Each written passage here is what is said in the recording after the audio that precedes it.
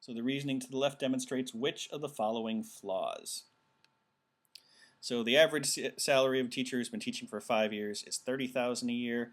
Therefore, a teacher who's been teaching for 5 years making $28,000 has received below average raises than the average teacher. So clearly there's a flaw here.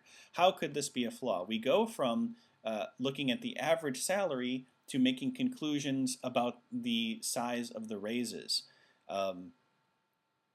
And so basically, if a, let's see, how do I put this? We don't actually know what the increments were to get up to 30K and 28K.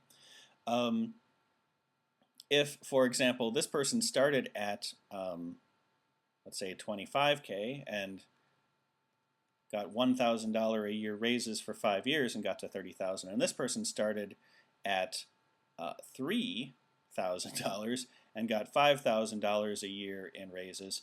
The person with 28,000 was getting vastly higher raises. So without knowing what the actual, starting points were, we have no idea whether the person who ends up making less was actually receiving below average raises. Obviously, you would not write all this stuff out on the GMAT if you had this problem for real. I'm just demonstrating how this would work. So we need something like this that says, hey, it doesn't take into account the starting point, so we don't know if that person got below average raises. Choice A, average salary does not take into account insurance benefits and vacation time. It doesn't, but those things are not part of the conclusion. B, math and science teachers are usually paid slightly more than English teachers. True, but not part of the picture. C, 28,000 is within the range of acceptable salaries for an experienced teacher. It's good to know that it's acceptable, but it's not part of the argument. It's certainly not a flaw in the argument.